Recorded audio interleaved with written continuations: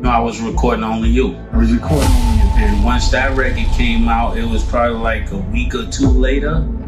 And then I was showing up at a video to do Only You. So it was that fast. Then the locks was already signed. And then I think like that next week, once the record started going crazy, it was like, yo, we got to sign. You got to sign. All right, so we're going to get to it. What did Puff do to piss you the fuck off? How did he do you dirty if he did you dirty? And what is doing dirty if a motherfucker puts you on? That's really good. Let me take my shit off. You know, was from Harlem. And when I seen Mace driving around in California with Stevie J and this other guy in a drop top white Benz, you know, I flipped on him. I was like, yo, my man, you from Harlem. Don't you know these cats out here will tear your head down to the white meat? What's wrong with you? It's not sweet out here, bro. Then Mace said, yeah, I know. And how they was telling him that they wanted Big and Puff, and he was all right, he was good. Mace did not show up to the party the night Big got murdered. He said he was in the room with Brandy. Gene Deal exposed how Mace skillfully evaded Diddy's control. Mace found himself trapped under Diddy's authority at Bad Boy Records, navigating through questionable business practices.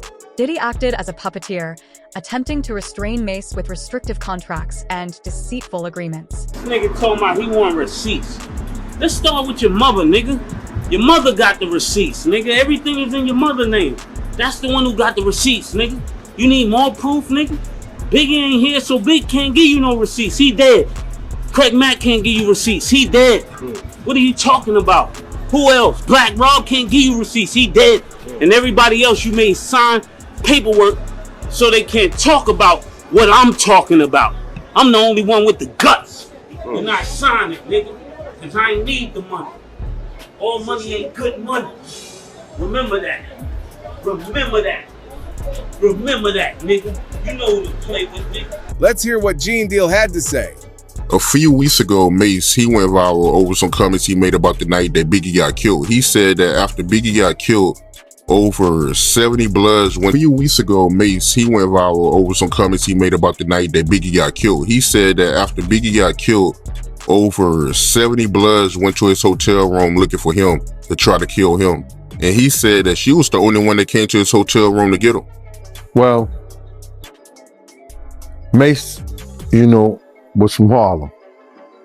And when I seen Mace driving around in California with Stevie J and this other guy in a drop top white Benz, you know, I flipped on him. I was like, yo, my man, you from Harlem. Don't you know these cats out here will tear your head down to the white meat? What's wrong with you? It's not sweet out here, bro. Then Mace said, yeah, I know. And he told me about the basketball game or something that he went to.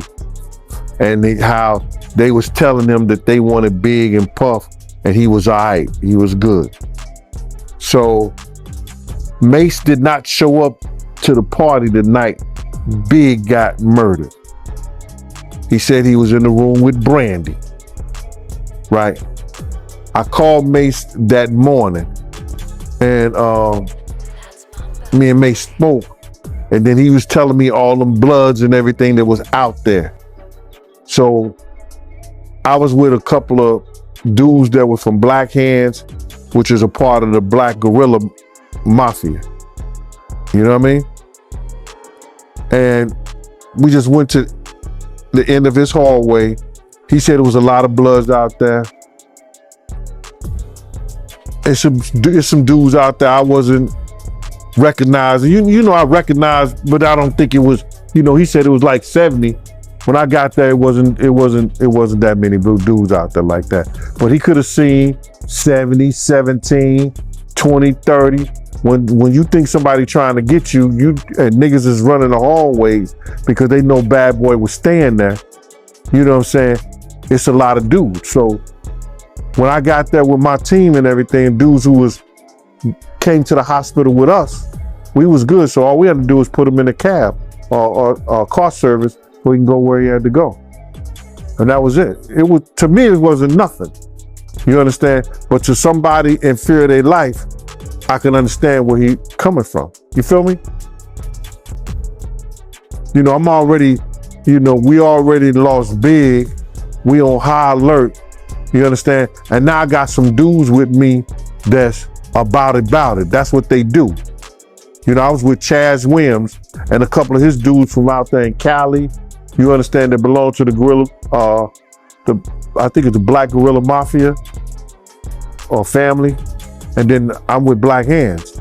And Chaz had a couple of his dudes. So I'm good. So we just made sure Mace was good. Yeah, he said that she was the only one that came to get him. He said that, you know, everybody that he went to LA with, he ain't leave with, you know. He said that everybody else was looking out for themselves. Well, Puff went to San Diego and they put him on a jet about 2 hours after Big died. You know what I mean? So, Clarence Avant and, what's his name? Clarence Avant and Andre Harrell made sure we did that. I was supposed to go on the plane with him, but I was like, nah, I ain't effing with you, boy. I'm out of here. So I went with the thing because we was going to follow him that whole 120 miles. And he said, no, we ain't need all that. So I didn't understand that. So I just jumped in the car with Chaz and the other teams and we went back to the hotel and then got that call from Mace early. And I called them and they came back over with me and we went on and did what we had to do. But one thing that did caught my attention, because this story went viral, but I did notice a whole lot of big media outlets, when they was reporting about this story, they all was saying that Mace was lying. Nah, Mace ain't, you know, they might, you gotta understand when you scared and you see, you know, a bunch of dudes, whether he said it was 70, 30, 20, 10, you in fear of your life. You understand? So when you in fear of your life and then everybody that you come with ain't there no more and ain't picking up their phone, you gonna look, you know, you're gonna feel a certain way. I can understand where he coming from. Or I can say I feel where he coming from. But every time he called me, I picked up my phone. I'm gonna pick up my phone. Cause all us should have been going back home. I gotta live with that. Let's listen to Gene Deal's perspective. Tuesday. Yeah. Friday, you was recording your album. No, I was recording Only You. I was recording Only You. And once that record came out, it was probably like a week or two later. And then I was showing up at a video to do Only You. So it was that fast. Then the locks was already signed. And then I think like that next week, once the record started going crazy, it was like, yo, we gotta sign him. We gotta sign him. All right, so we're gonna get to it. What did Puff do to piss you the fuck off? How did he do you dirty if he did you dirty? And what is doing dirty if a motherfucker put you on? That's really good. Let me take my shades off.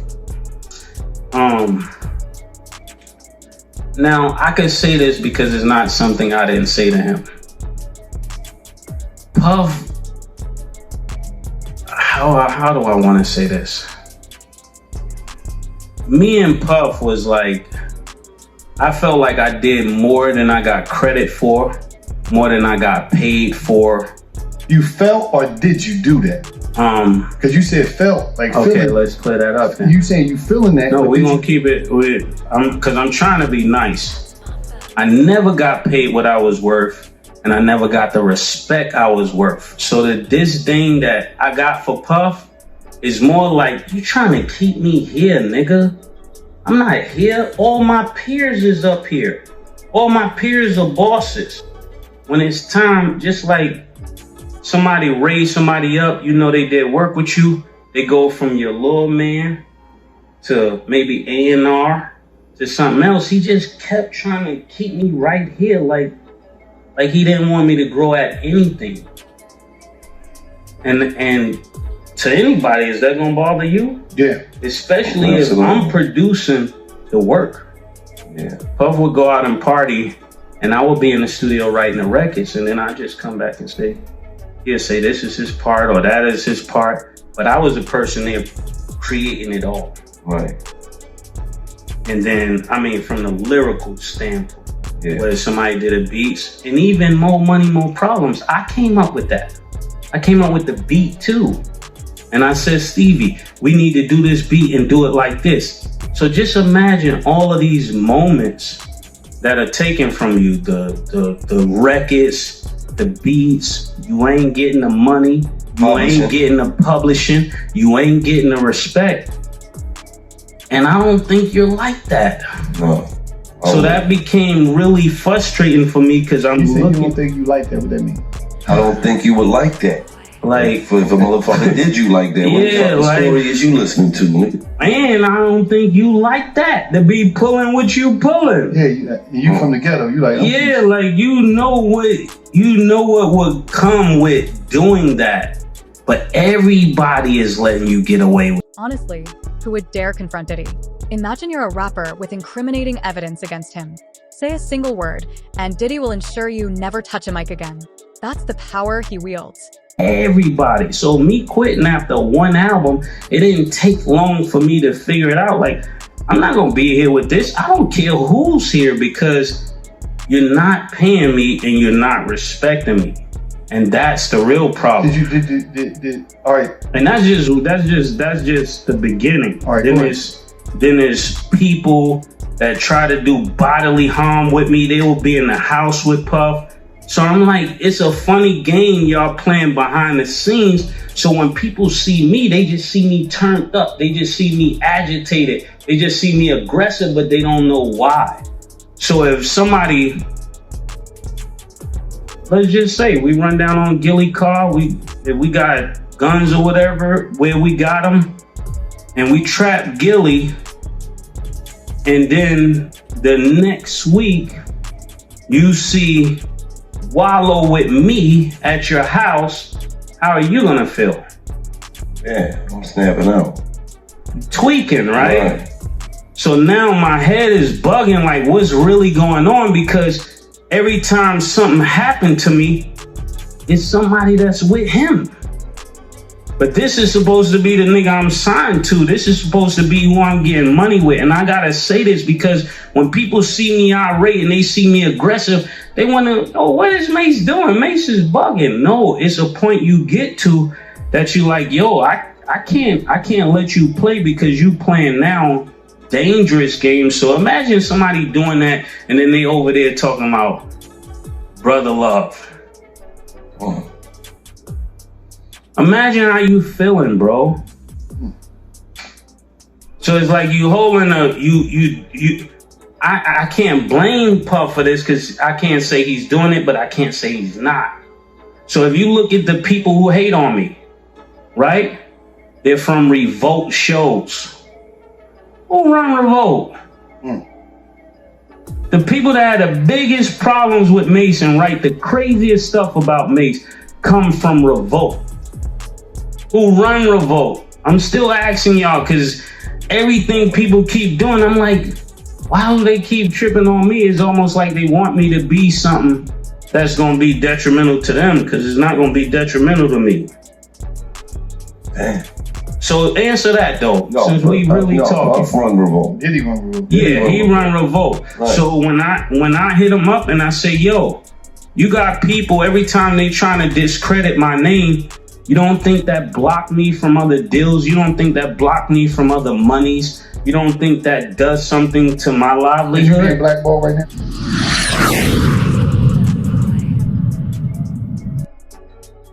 Mace isn't the only one who has witnessed things that seem too unbelievable. Gene Deal has been speaking out for as long as I can recall. Well, the way I feel, if I was Kim Porter's father and I seen that, I could only imagine what he may have thought his own daughter went through. Kim has some things that happened to her over the years, broken nose, bruises, ankle injuries. A lot of things happened to Kim that she never explained to her father. So to see that girl take that beating like that, her father probably thought within himself, that's some of the things that happened to my daughter. And it has to be sickening to him, knowing that his daughter probably went through the same that Cassie went through. Yeah, he made a comment saying that he was disgusted when he seen that video. He even said that he wouldn't even do a dog like that, the way Diddy did Cassie. Yeah. His heart would go out to Cassie because he's looking at the fact that his daughter's not here to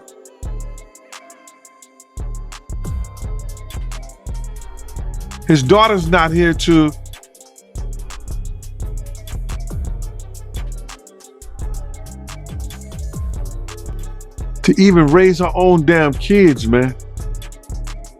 His daughter's not here in to see, because I got daughters myself, bro. You know what I'm saying? And I give my heartbeat, both my arms. And just to imagine and think that somebody was doing that to your daughter, bro. I know Kim got tired. That's why she took that corkscrew and ripped his damn arm out. Tried to rip his arm off for putting his hands on him. I know she was tired. Them pillow fights and that smothering her with the pillows and all that, like he playing with her. I know she was tired. Yeah, he also told Rolling Stone that Diddy, he's a jealous person that don't know what love is. He knows that, bro. Kim couldn't have nobody, bro. Kim couldn't have nobody. You understand what I'm saying, bro? Diddy could do whatever, Puff could do whatever he wanted to do, Brother Love could do whoever he wanted to be. If Kim ever tried to get with somebody, Puff would interfere with them or with her trying to be with them. He wasn't letting that happen. Unless he was bringing them to the picture. That's what he used Kim for, bro. He wanted to make a deal with somebody. He'll get another girl and a guy that he's trying to make a deal with, and him and Kim, they all party together, man. He used Kim for that shit, bro. Wow, so he used Kim for that? Yeah, bro. Yeah. You don't do that to somebody you're supposed to love, man. Do you remember any situation where he used her for that? I know a couple situations, but I know the people so well, man, and so good, and they some good people in Atlanta that had major groups that they party like that with them and their girls, or the girls they brought into that, and I'm not gonna mention their name, man. But they know who I'm talking about. I got a lot of respect for dude, but I know of situations. I've seen situations like that in the Swiss Hotel. So what are some of the situations? Don't name the people, just what's the situation? When he used Kim, to party with him and his girl and the other dude, and they switch up, they do their thing, they do all, they do that rock and roll lifestyle, bro. So he was using her for sexual activity, like orgies and, threesomes and stuff like that. Yeah. With other girls, other guys, yeah. Also, Kim Porter's dad said that Kim loved Diddy, but they couldn't stay under the same roof together. Yeah, because there was only certain things that she was going to accept. And like I said, they lived that rock and roll lifestyle. If they're gonna do it together, they're gonna do it together. You're not gonna go out and sleep with Tom, Dick, and Harry, and Sally, and Sue. And that's what he was doing. She accepted the fact if we partying like this together, it's okay. But for you to go out and do it yourself, nah, I'm not accepting that. Remember the New York club shooting with J-Lo? Well, that revealed another side of Diddy we almost witnessed back then. Allegedly, he had her sneak a gun in her purse to handle someone at the club. The attempt failed, chaos ensued, but he managed to walk away. You called it, man. It ain't looking too good for Diddy. But I want to get into this Rolling Stone article, right? They did like a 6-month investigation on Diddy, and they confirmed that Biggie, he was leaving Bad Boy. Didn't I say that? Didn't I tell everybody that Biggie was preparing to leave Bad Boy, and everybody was saying, how did I know? I told them I seen the contract. Me and Biggie had a conversation the week before he died. I was in the Winnebago and Biggie was telling me his whole life story, and I was telling everybody I didn't know why this kid was telling me his life story. It's something that he had to feel. It's something that he had to know for him to sit there and tell me the stuff that he told me, bruh. You understand? He wanted his marketing and his publishing back. That he said that the management that he had at the time, Mark Pitts and Wayne Barrows, who were Puff friends, basically talked him into selling his publishing to Puff. You know what I'm saying? And when I spoke about it, people talking, well, how he know? I'm getting it from the horse's mouth. He's telling me the story. I already read all his contract when I was on a plane coming to California. I told y'all Puff gave him the briefcase. Say, I ain't got shit else to do. Click. And read the contract. And at the end of the contract, it said, we will revisit your marketing and your publishing at a later date. Puff is going to have him sign the contract for, I think it's Life After Death, the double CD, without giving his publishing and his marketing back. So now Big, he's about to go, I think it was Capitol. He was signing a deal with Capitol. You understand? With all those different groups. And Puff was not, you know, listen, Kirk Burrows said that Puff told him, man, you'll be dead before I give you all your publishing back. Wow. Never seen that one. I ain't hear about that. So you said two of Diddy friends told Biggie into giving him his publishing? Well, Mark Pitts and Wayne Barrows, they were doing the management. Those are Puff friends from college. Mark Pitts and Puff went to Howard. I think Mark probably graduated, I don't know. But his stay at Howard, then he came to work for Puff. He probably thought he made it once he was under Puff's wing. They were both, all of them was trained by Kirk Burrows. Now they all executives, either in the music business or Big's estate. So of course they're gonna be looking out for what's best for Diddy. Why do you think Bad Boy never got sued? Why do you think Ms. Wallace never sued Bad Boy or Arista? Because the same dudes kept that lawsuit out of her mind. They did not have enough security or proper security for the notorious Big in the height of the East Coast, West Coast war. What the media had already planned out to be, it was a war. Pocket died, there was gang violence on both sides. Why you think Ms. Wallace never sued Arista or Bad Boy? Because her management, Big's management, the people that took over their estate, was all friends with Puff. And you feel like she should have sued them for bringing Biggie out to LA with a lack of security? Bruh, I was a New York State parole officer, and I also was an investigator. When I first got out there, I called Kirk Burrows. My man, we don't have enough security. There's not enough security here. I got Puff, Kenny got Puff, Paul Alford has Big, and Kenny, I forgot Kenny, Baylock or something like that. Kenny Baylock has, they just got named Kenny Baylock. Paul Alford and some cop from LA got Big. Two people for Puff and two people for Big. Now they got entourage. People around us in the entourage. How do you look out for all those people? Arista did not provide proper security for Big. At the video shoot they did, because they had these militiary men and they were on top of their game. And they only hired 3 of them. So Big had 5 people doing the video shoot. After the video shoot, he only had 2. The whole time, he only had 2. Come on, man. Get out of here. Wasn't enough security. Arista should have been sued, and Bad Boy should have been sued.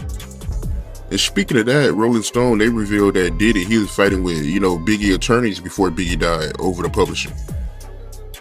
Well, he didn't have to fight on him. He owned them. Biggie mother was trying to get his publishing because she knew that's what her son wanted. Puff wasn't gonna get that up. Hell no. Do you understand what? I think Big probably, didn't he go diamond? Did that album go diamond? He sold 10 million copies? You know what the publishing is on that? 1 point is worth about $1 million. 1 point on that album is worth $1 million. So if he owns all what he owns with Bad Boy, plus what he owns Big 24%, Bad Boy automatically take 50%. If he got 75% of that, and 1% is worth $1 million, that's 75 million he get off the rip. My numbers could be wrong, but damn.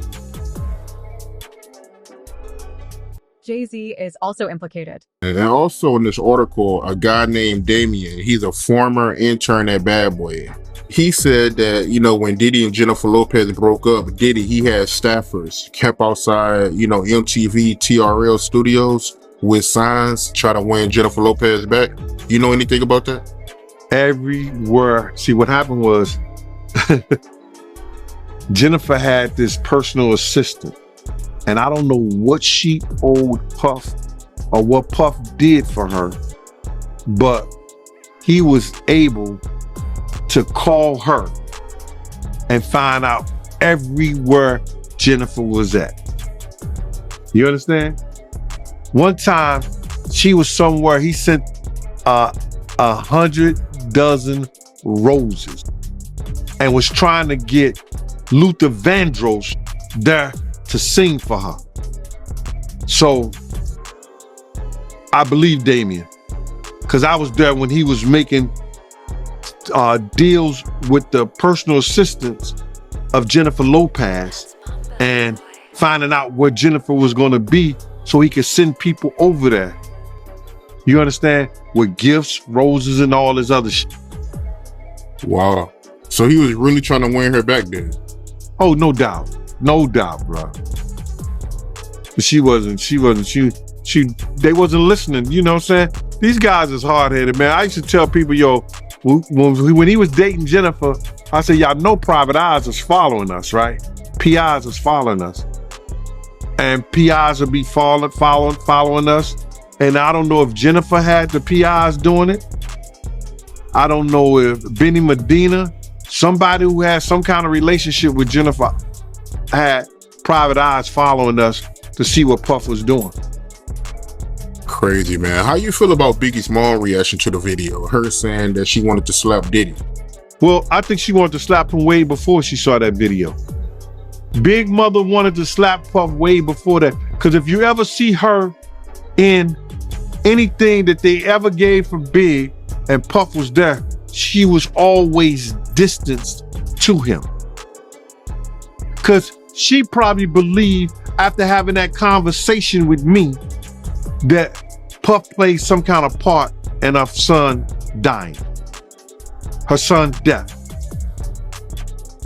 Because why would he lie to Big's mom and say he didn't know me when all the investigators, the cops, told her, have a conversation with Gene Deal?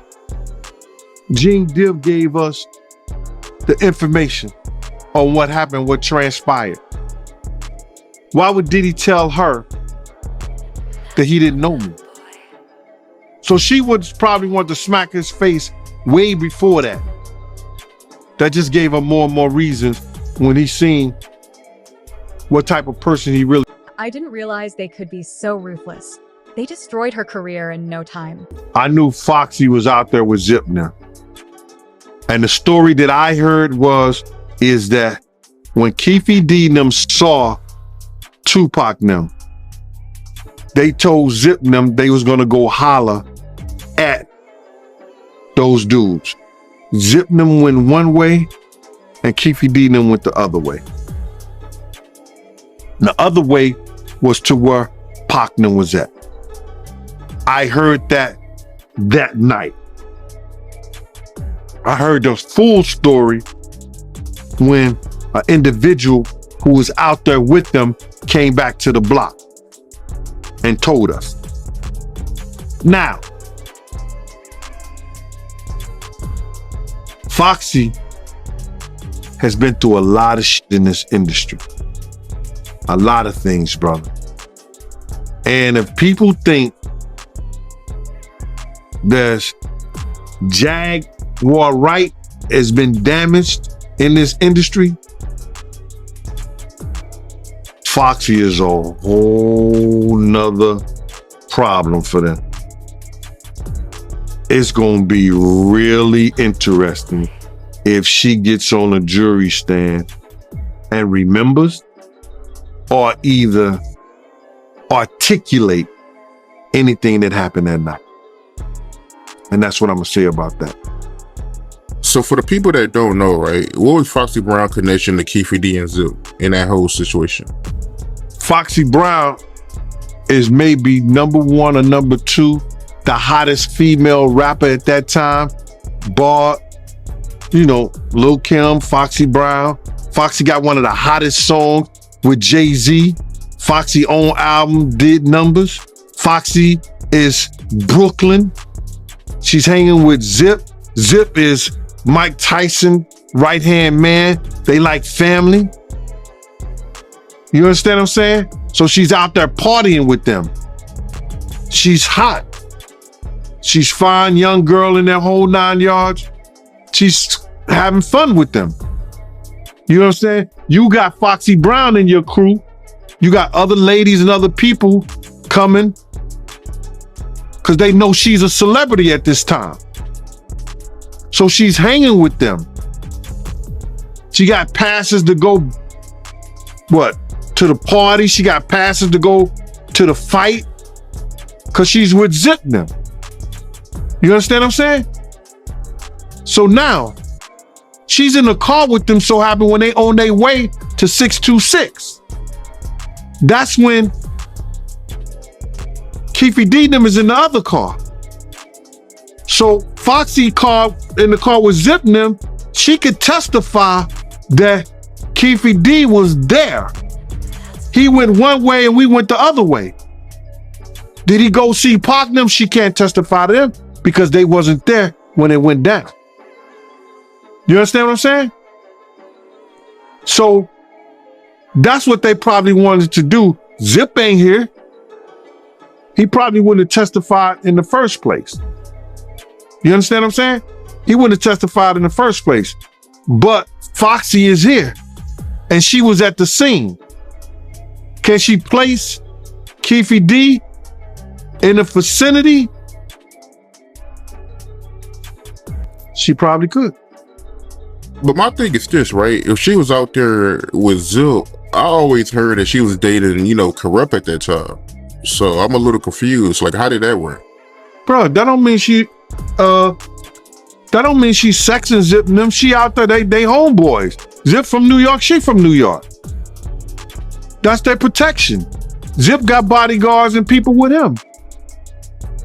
So that's because she's with Corrupt. That don't make she's out there doing nothing with them. She's a young lady. She's out there. She needs to feel safe. She needs to feel protected. Ain't she a superstar? She's a star. Foxy was still a star then, bro. In 96, Foxy was a star still.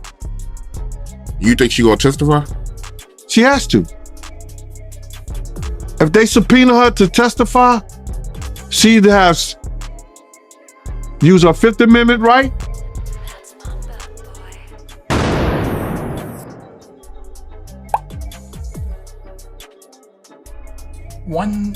Another thing that Suge said on his American Nightmare documentary was that when the shooting occurred with Tupac, that he grabbed Tupac and pulled him down, and that's when he got hit in the head.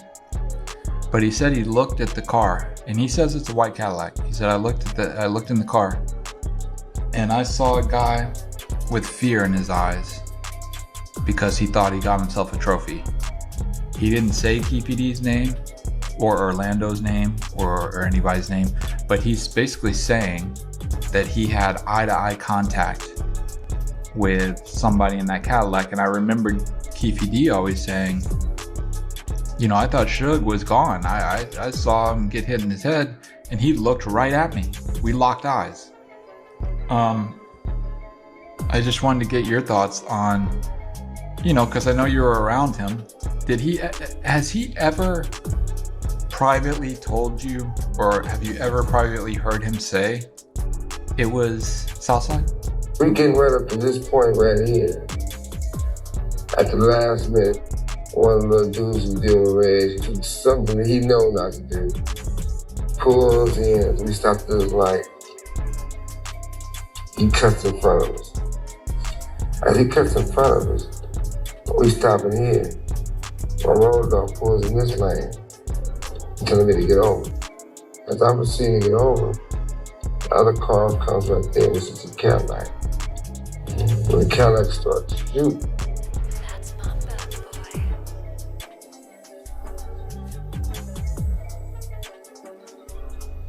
I get hit, I pull it down, I get hit, bam.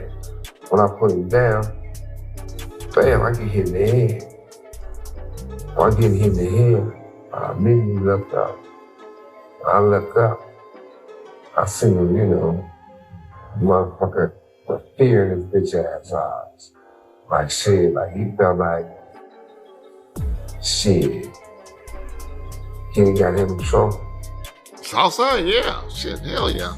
Southside, I can't honestly say KPD and Orlando, but Southside, yeah, man, it started a fucking war a day or two later in the Southside after that.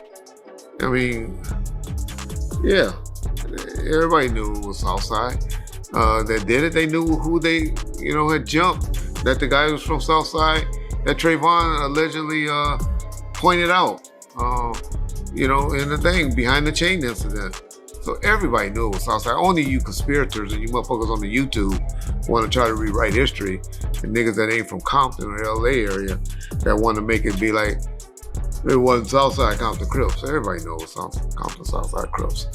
But yeah, you know, Suge says that stuff in the doc. I can't say whether or not he didn't look at the guy. KPD said it as well, the way Suge said it. So yeah, but he's electing for some reason not to ever retaliate it on KPD and not to do the other thing, do justice for his little brother. The jumping in the back part, yeah, Suge has always said that's why he got grazed in the head, because he was trying to hold Pac down, because Pac was trying to jump in the back seat.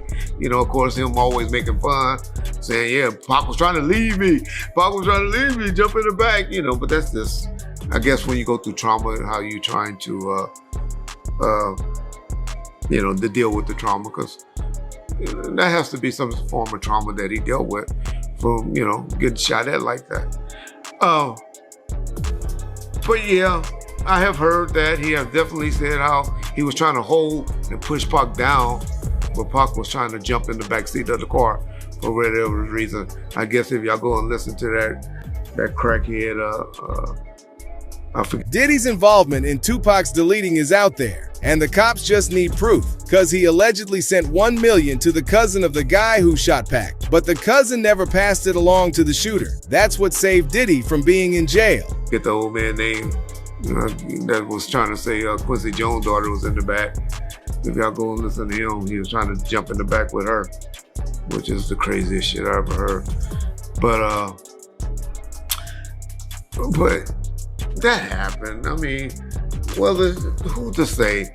You know, if he's sticking by the code or not, you know, identifying, I don't believe he saw saw who it is or was, or recognized at that point who it was, meaning knowing for sure this was Keefy D, who had, that had did this. I just think he, like everybody thought of some male black guys that after all of that happened, yeah, you consider them bitch. Just like Gaddafi's statement.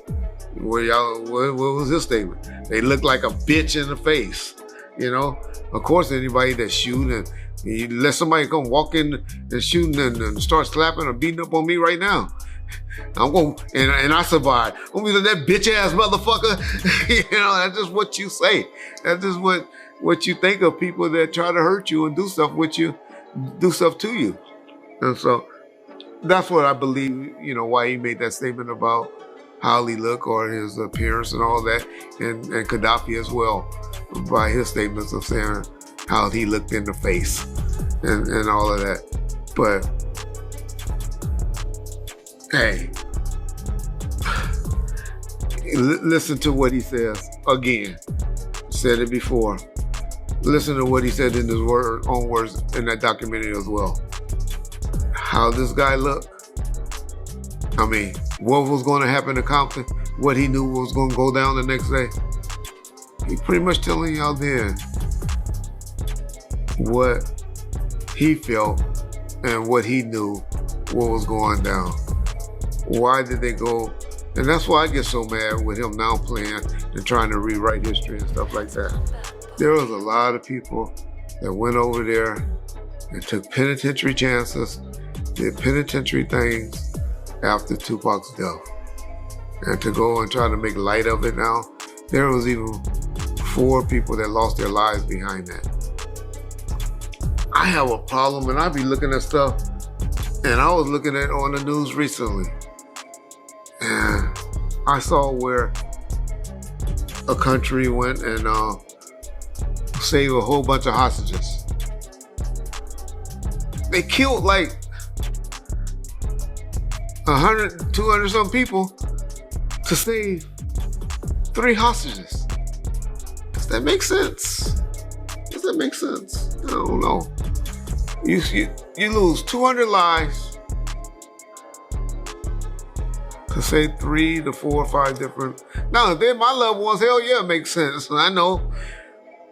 But what about the other 200 people? There's something for y'all to think about. I'm not saying I don't believe in retaliation, and because I do.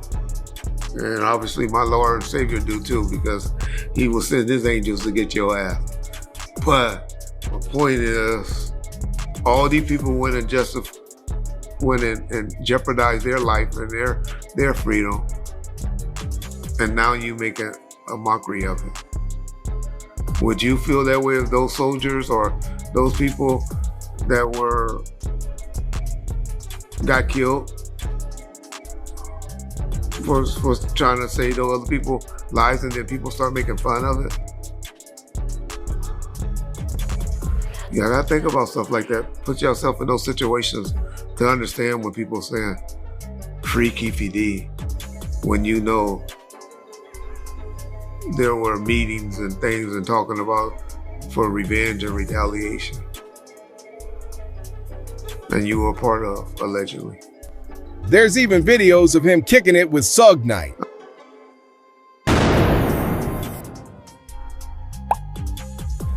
Okay, Reggie, I didn't know if you, well, I'm pretty sure you saw it, so I'll get your opinion. On part 2 of Suge Knight's podcast, this last one, he made a comment saying that Diddy had been an FBI informant for years. With you and him talking and stuff back in the day, did he ever talk about that before, or is this the first you're hearing of this? I wish Suge Knight know that. Everybody's so funny how everybody know who FBI informers is, and the only reason you know because you're an FBI informant and all that.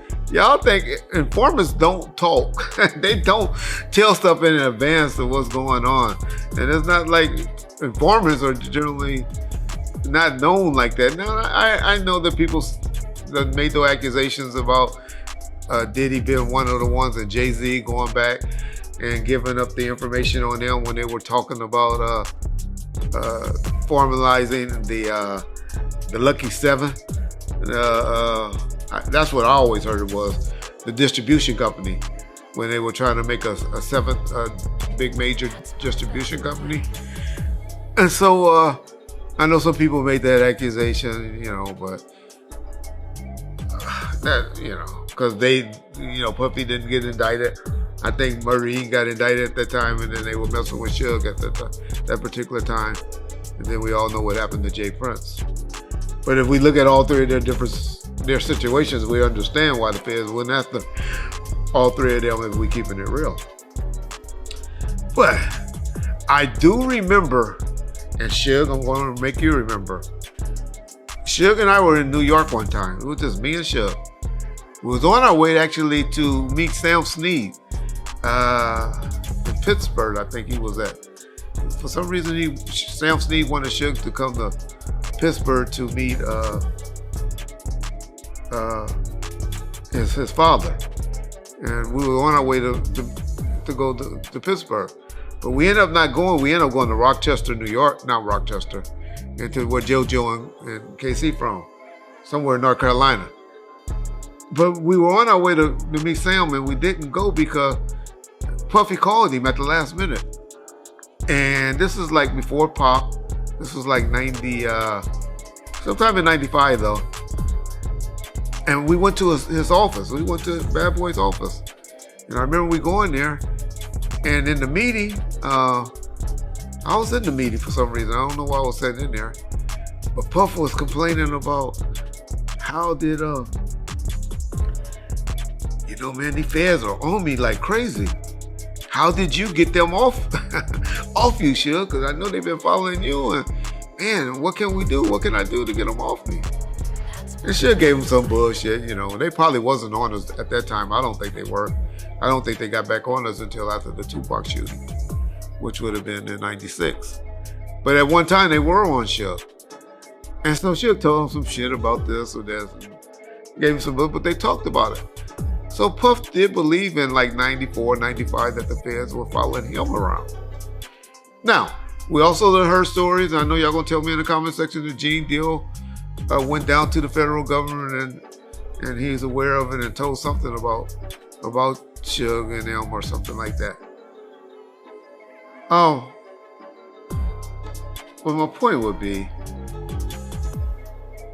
people don't know if it's informants, and if he was an informant, who do he have some paperwork on? Who has he put in jail? Who's went to jail or anything concerning Puffy that we know of? So I'm not here defending Puffy. I think Puffy is the biggest slime ball. Well, not the biggest, but a slime ball. But